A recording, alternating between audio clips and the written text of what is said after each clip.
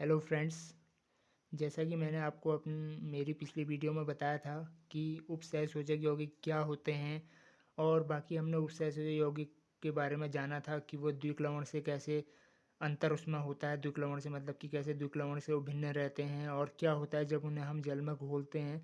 उन सब चीज़ों के बारे में मैंने आपको अपनी पिछली वीडियो को बताया था। ठीक है, आज का हमारा जो वीडियो है वो है लिगैंडों के वर्गीकरण पर। ठीक है, मतलब कि लिगैंड हमने अपनी पिछली वीडियो में देख लिया था कि लिगैंड क्या होते हैं। मैंने आपको बताया था कि लिगैंड वे परमाणु समूह होते हैं जो क्या करते हैं, केंद्रीय धातु परमाणु को इलेक्ट्रॉन देते हैं। मतलब केंद्रीय धातु परमाणु को इलेक्ट्रॉन देने वाला समूह क्या हुआ, लिगैंड हुआ। ठीक है ना। तो उसी लिगैंड के वर्गीकरण पर हम आज बात करेंगे, मतलब कि लिगैंड कितने प्रकार के होते हैं इसके बारे में हम आज बात करेंगे। ठीक है, सिंपल सा देखिए, मैंने आपको यहाँ पे बता दिया है कि लिगैंड का वर्गीकरण क्या होता है, दो प्रकार से होता है। ठीक है, देखिए आईपीएसी नाम लिखने से पहले, क्योंकि उपसहसंयोजक यौगिक जो चैप्टर है उसमें सबसे ज़्यादा इंपॉर्टेंट टॉपिक जो है आईपीएसी नाम है। बट आईपीएसी नाम हम सीधे नहीं लिखते हैं। ठीक है, क्योंकि आईपीएसी नाम लिखने के लिए सबसे पहले हमें लिगैंड के बारे में पता होना चाहिए। ठीक है, कि लिगैंड कैसा है, आयनिक है या उदासीन है, किस टाइप का लिगैंड है। लिगैंड के बारे में जब हमें सही तरीके से जानकारी होगी तभी हम उपसहसंयोजक यौगिक के आईपीएसी नाम को लिख सकते हैं। ठीक है, क्योंकि उपसहसंयोजक यौगिक के आईपीएसी नाम लिखने में सबसे इम्पोर्टेंट रोल लिगैंड का ही होता है। ठीक हो गया, हमें लिगैंड के बेस पर ही हम उपसहसंयोजक यौगिक का आईपीएसी नाम लिखते हैं। ठीक है, तो आज मैं आपको सिंपल लिगैंड का वर्गीकरण कराऊंगा और इसकी नेक्स्ट वाली वीडियो में हम आईपीएसी नाम लिखेंगे उपसहसंयोजक यौगिक का। ठीक है, सबसे पहले लिगैंड को समझना जरूरी है। अब देखिए, अब तक हमने क्या समझा, हमने अब तक ये समझा कि लिगैंड होते क्या हैं। बस हमें इतना पता था कि लिगैंड एक परमाणुओं का समूह होता है जो केंद्रीय धातु परमाणु को इलेक्ट्रॉन का युग्म दे रहा है और उसके साथ उपसहसंयोजक बंध का निर्माण कर रहा है। ठीक है, वही लिगैंड है, मतलब इलेक्ट्रॉन देना और बंध बनाना, वही लिगैंड का काम चल रहा था। तो आज हम देखेंगे कि लिगैंड कितने प्रकार के होते हैं, कि कैसे कैसे लिगैंड होते हैं, क्या उनके गुण होते हैं। उन चीज़ों के बारे में हम आज की वीडियो में देखेंगे। देखिए, मैंने यहाँ पर आपको बता रखा है कि लिगैंड का जो हम वर्गीकरण करते हैं, ठीक है, लिगैंड का जो हम वर्गीकरण कर रहे हैं वो दो ही आधार पर करते हैं हम लोग।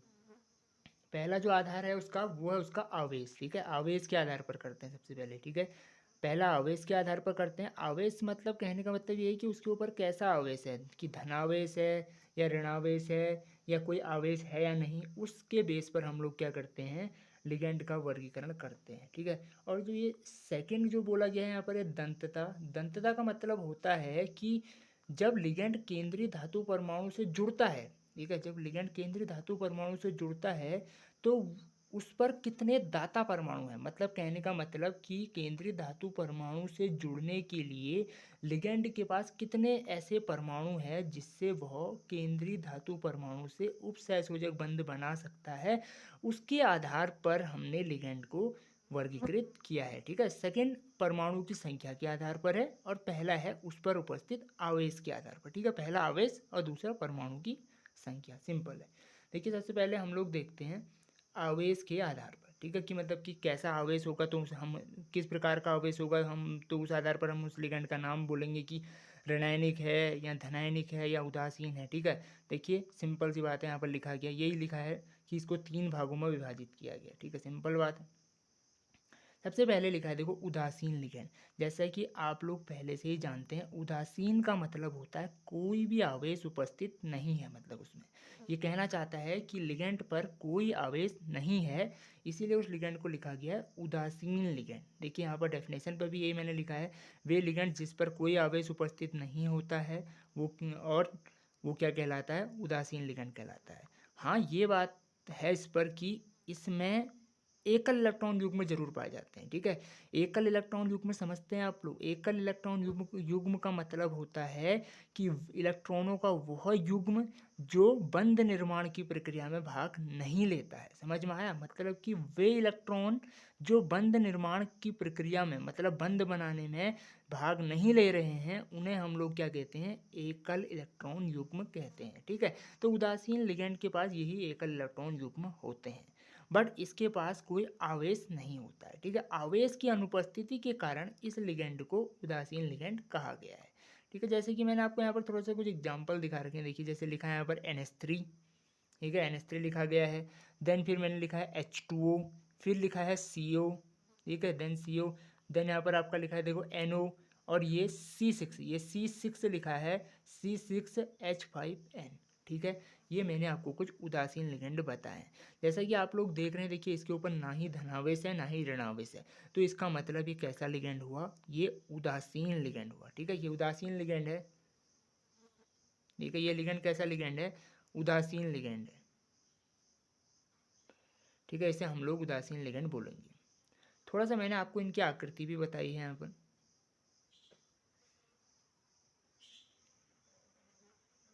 ये देखिए, ये अमोनिया है, ठीक है। ये NH3 लिगेंड है जो उपसहसंयोजक बंध का निर्माण करता है। जब ये केंद्रीय धातु परमाणु से जुड़ता है, मेनली हम कहेंगे कि उपसहसंयोजक यौगिक बनाता है। देखिए ध्यान से देखिए, इसके साथ 3 हाइड्रोजन दिख रहे हैं आपको, ये तीनों हाइड्रोजन क्या कर रहे हैं, सहसंयोजक बंध बना रहे हैं, ठीक है। बट इस नाइट्रोजन का जो इलेक्ट्रॉनिक विन्यास होता है वो है 1s2 2s2 2p3, ठीक है, समझ में आया। इसके केवल केवल और केवल 3 ही इलेक्ट्रॉन बंध निर्माण की प्रक्रिया में भाग लेते हैं। बट हमें पता है कि इसकी संयोजकता कोष में 5 इलेक्ट्रॉन होते हैं, तो इसलिए इसकी जो 2 इलेक्ट्रॉन आपको दिख रहे हैं, ये इसके पास जो 2 इलेक्ट्रॉन आपको नजर आ रहे हैं जो बंध निर्माण की प्रक्रिया में भाग नहीं ले रहे हैं, इन्हीं को हम लोग एकल इलेक्ट्रॉन युग्म कहते हैं, ठीक है। और यही इलेक्ट्रॉनों का युग्म देकर यह केंद्रीय धातु परमाणु के साथ उपसहसंयोजक बंध बनाता है। ये देखिए दूसरा लिगेंड पानी। इसके बाद देखिए और भी 2 एकल इलेक्ट्रॉन युग्म हैं, ये देखिए 2 एकल इलेक्ट्रॉन युग्म है। ये 2 में से किसी भी एक एकल इलेक्ट्रॉन युग्म को केंद्रीय धातु परमाणु को देगा और उसके साथ क्या बनाएगा, बंध बनाएगा, ठीक है, समझ में आ गया। ये ऐसे बंध बनाता है। उसके बाद देखिए यहाँ भी बहुत सारे लिखे हैं। ये कार्बोनिल लिगेंड है, इसको आपने कार्बनिक रसायन में भी बहुत देखा होगा।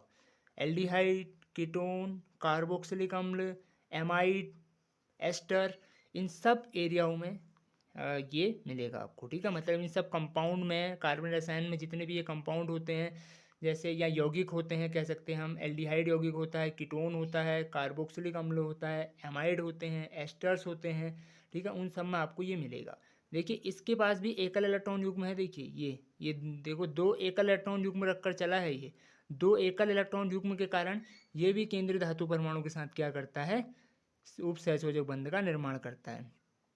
इसकी एक और बड़ी खासियत मैं आपको बता दूं, इसमें क्या होता है, इसमें हम अगर पाई बंध आपने पढ़ा होगा, सिग्मा और पाई बंध जो होते हैं, इसमें एक और चीज़ होती है जिसको हम लोग बोलते हैं back pi bonding. Back pi bonding वो होती है कि ये इस लिगेंड की एक खास बात ये है कि यह केंद्रीय धातु परमाणु को इलेक्ट्रॉन देता भी है और यह केंद्रीय धातु परमाणु से इलेक्ट्रॉन लेता भी है। सबसे बड़ा गुण लिगेंड का यहाँ पर पता चलता है। जबकि अभी तक हमने यही पढ़ा था कि लिगेंड वे होते हैं जो केंद्रीय धातु परमाणु को इलेक्ट्रॉन देते हैं, बट ये पहला लिगेंड है जो केंद्रीय धातु परमाणु से इलेक्ट्रॉन लेता भी है, ठीक है। इस बात को आपको ध्यान में रखना चाहिए कि जो कार्बोनिल लिगेंड होता है वो केंद्रीय धातु परमाणु से इलेक्ट्रॉन लेता भी है और इलेक्ट्रॉन देता भी है, जिस कारण उपसहसंयोजक यौगिक का स्थायित्व बना रहता है, ठीक है, सिंपल बात है। अब ये देता कैसे है, जैसे हमने क्लास 11th में पढ़ रखा था, आणविक ऑर्बिटल सिद्धांत के अनुसार हमने पढ़ा था कि आबंधीय आणविक ऑर्बिटल होते हैं और विपरीत आबंधीय आणविक ऑर्बिटल होते हैं, ठीक है ना।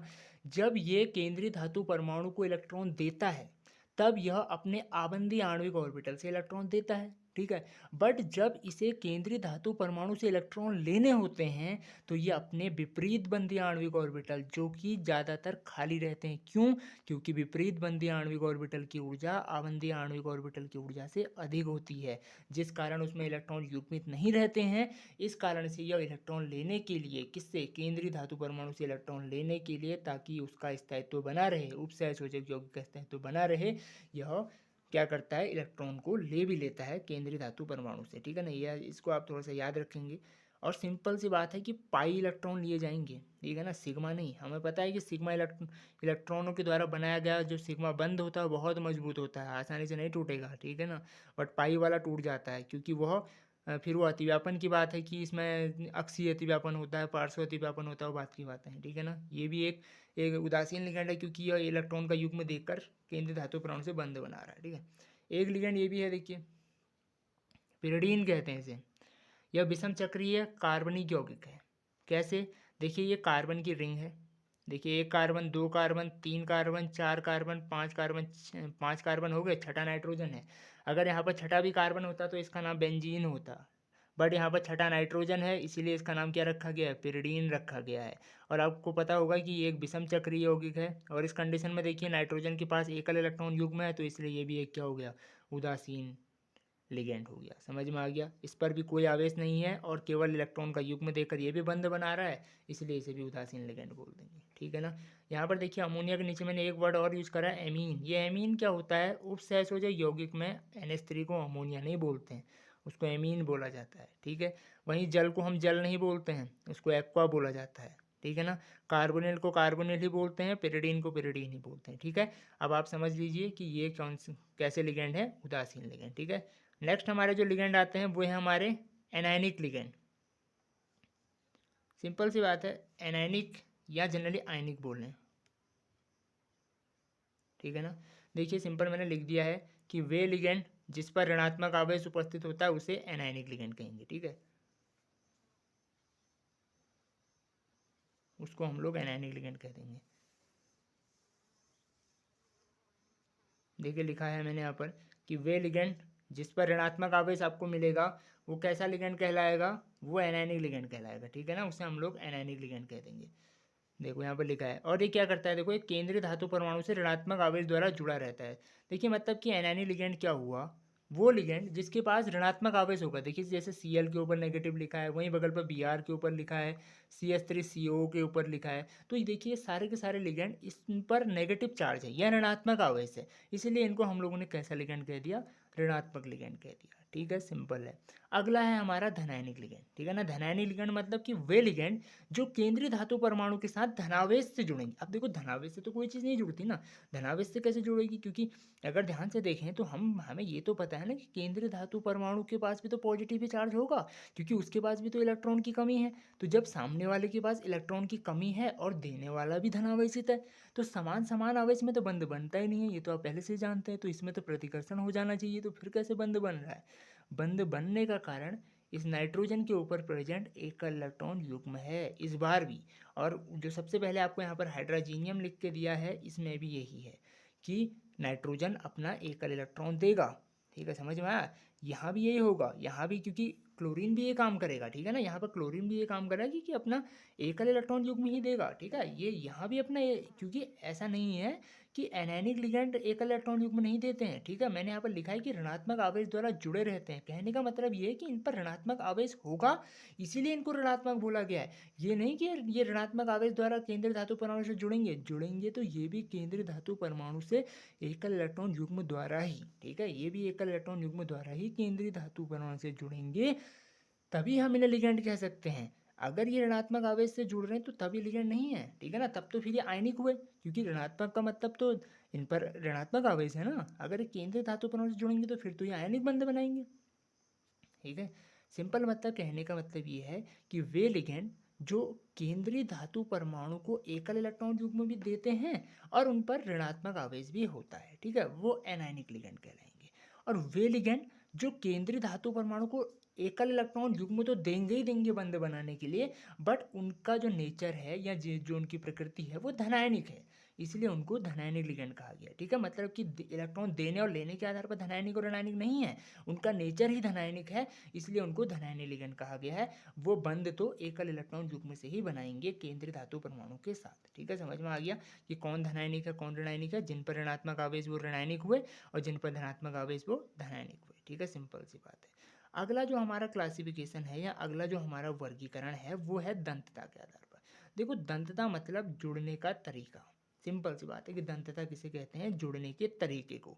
लिगेंड केंद्रीय धातु परमाणु से किस तरीके से जुड़ा है या कितने दाता परमाणुओं से जुड़ा है, उसे हम लोग क्या कहते हैं, दंतता कहते हैं। देखिए यहाँ पर लिखा होगा लिगेंड केंद्रीय धातु परमाणु के साथ एक परमाणु व एक से अधिक परमाणु द्वारा जुड़ता है, इसे ही हम दंतता कहते हैं। मतलब डिपेंड करता है कि वो कितने दाता परमाणु से जुड़ा है, उसके अकॉर्डिंग हम उसका नाम रखते हैं।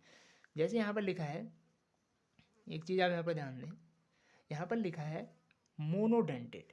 मोनोडेंटेड में मोनो का मतलब होता है केवल एक, मोनो मतलब एक, डेंटेड मतलब जुड़ना। ठीक है, मोनो मतलब एक, डेंटेड मतलब जुड़ना, लिगेंड लिगेंड। इसके कहने का मतलब ये है कि ये केवल एक दाता परमाणु वाले लिगेंड से जुड़ा है, ठीक है। यहाँ पर जो मोनोडेंटेड लिगेंड लिखा है, मोनो मतलब एक, डेंटेड मतलब जुड़ना, लिगेंड मतलब लिगेंड, मतलब वो लिगेंड जिसके पास केवल एक दाता परमाणु है और यह केवल एक साइड से केंद्रीय धातु परमाणु से जुड़ेगा, इसीलिए नाम लिखा है मोनोडेंटेड, ठीक है। तब हम उसे क्या कह देंगे, मोनोडेंटेड कह देंगे, ठीक है। समझ में आ गया, देखो ये मोनोडेंटेड हुआ। यहाँ पर क्या बोला, देखो वे लिगेंड जिसमें केवल एक दाता परमाणु उपस्थित होता है, सिंपल मतलब इसके पास केवल एक दाता परमाणु होगा उसे, तथा केंद्रीय धातु परमाणु से केवल एक परमाणु द्वारा जुड़ता है, या ब्रैकेट में मैंने लिखा हुआ है कि उपसहसंयोजक बंध का निर्माण करता है, मोनोडेंटेड लिगेंड कहलाता है। मतलब ये केवल एक दाता परमाणु द्वारा ही केंद्रीय धातु परमाणु, जिसको हम क्या बोलते हैं, आयन बोलते हैं, केंद्रीय धातु आयन, उससे जुड़ेगा, उसे मोनोडेंटेड कहेंगे। जैसे देखते हैं कुछ उदाहरण हमें यहाँ पर बताए गए हैं। देखिए कुछ मोनोडेंटेड के उदाहरण मैंने लिखे हैं, जैसे Cl होगा। तो अब आप एक बात याद रखिए, जब कोई भी एनायनिक लिगेंड होगा, ठीक है ना, एनायनिक लिगेंड होगा, उसके पीछे ईडो लगाना बहुत जरूरी है, ईडो, ठीक है। अगर एनायनिक हुआ तो उसके पीछे ईडो भी आप कह सकते हैं, टो लगाना बहुत ज़्यादा जरूरी है, ठीक है, टो। क्योंकि जैसे ध्यान से देखिए, हमने सभी लिगेंड पर लगा रखा है ईटो, देखिए क्लोराइडो, ब्रोमाइडो, आयोडो, एसीटेटो, ठीक है। मतलब टो लगाना बहुत ज़रूरी होता है एनायनिक लिगेंड के पीछे। याद रखिए, उपसहसंयोजक यौगिक नाम लिखते वक्त भी हमें इन चीज़ों का ध्यान रखना होता है। अगर एनायनिक लिगेंड होगा, Cl होगा तो क्लोराइडो, Br होगा तो ब्रोमाइडो, आयोडीन होगा तो आयोडो, एसीटेट होगा तो एसीटेटो, अमोनिया होगा तो ये देखिए, अब यहाँ से उदासीन आ गया है, उदासीन के पीछे टो लगाना जरूरी नहीं है, उसका जो नाम है वही लिख देते हैं, एमीन, एक्वा, देखिए साइनो, हाइड्रोक्सो, मतलब ओ लगाएं या टो लगाओ, ये लगाना जरूरी है, ठीक है, समझ में आया। थायोसाइनेटो, आइसोथायोसाइनेटो, ठीक है ना, टो लगाएंगे। और एमिडो, हमने हर जगह ओ की मात्रा का इसमें इस्तेमाल करा हुआ है अगर एनायनिक लिगेंड है, ठीक है। याद रखना, अगर एनायनिक लिगेंड होगा तो ओ की मात्रा इस्तेमाल करेंगे, और यदि कैटायनिक लिगेंड होगा तो ईएम इस्तेमाल करते हैं, ईएम। जैसे यहाँ पर देखिए आप, ये यहाँ पर मैंने एक शब्द का इस्तेमाल कर, देखिए पॉजिटिव चार्ज है इसलिए लिखा है हाइड्राजीनियम, ठीक है ना, यम का इस्तेमाल करा है, हाइड्राजीनियम। वहीं एनओ पॉजिटिव है तो क्या लिखा है, नाइट्रोसोलियम। ये हमेशा धनायनिक लिगेंड में यम का इस्तेमाल करते हैं, ठीक है, यम का इस्तेमाल करते हैं, और एनायनिक लिगेंड में एटो का इस्तेमाल करते हैं। और जो उदासीन लिगेंड होता है उस पर हम कोई भी, अगर हम बात करें, अनुलग्न का इस्तेमाल नहीं करते हैं, ठीक है, सिंपल सी बात है। कार्बन यौगिक में भी आपने आईपीसी नाम लिखे होंगे तो उसमें पता होगा कि आपको अनुलग्न और पूर्वलग्न किसे कहते हैं, ठीक है ना। यहाँ देखिए, यहाँ पर एक उदाहरण लिया हुआ है मैंने, सिंपल सा है, K4FeCN6, इसको बहुत बार डिस्कस कर चुके हैं। इसका जो नाम है, क्या नाम है इसका, इसका नाम है पोटेशियम हेक्सासाइनोफेरेट, ठीक है ना। ये एक उपसहसंयोजक यौगिक है, अष्टफल की इसकी आकृति है। अब ध्यान से देखिए, इसमें मैंने लिगेंड के बारे में बताया है, जैसे यहाँ पर एक साइनाइड लिगेंड है। यहाँ देखिए आप लिस्ट में देख सकते हैं कि CN मोनोडेंटेड लिगेंड की लिस्ट में है, बट मैं आपको सिंपल बताता हूँ। यहाँ पर अब थोड़ा सा कन्फ्यूजन होने की बात है, क्योंकि देखिए यहाँ पर 6 साइनाइड हैं, तो इसके बेस पर हम इसे कोई और लिगेंड नहीं बोलेंगे, ये रहेगा मोनोडेंटेड ही, क्योंकि हम स्पेशली बात करेंगे केवल एक लिगेंड पर, ठीक है ना। इस लिगेंड पर बात कर रहे हैं, और इसे ध्यान से देखिए, ये केवल केंद्रीय धातु परमाणु के साथ एक ही उपसहसंयोजक बंध बना रहा है, जो ये है, ठीक है ना। इसने केंद्रीय धातु परमाणु के साथ केवल एक ही उपसहसंयोजक बंध बनाया है, इसलिए यह मोनोडेंटेड लिगेंड है, समझ में आया। बाकी इसकी इतनी संख्याएं ली गई हैं, इसका मतलब ये नहीं कि यहाँ पर छः छः CN है तो ये मोनोडेंटेड नहीं होगा, ये मोनोडेंटेड ही होगा, बट स्पेशली एक CN पर बात करेंगे, 6 के 6 CNओं पर बात नहीं करेंगे, केवल एक CN पर बात करेंगे, और एक उपसहसंयोजक बंध बना रहा है तो इसलिए कैसा हुआ, मोनोडेंटेड, ठीक है।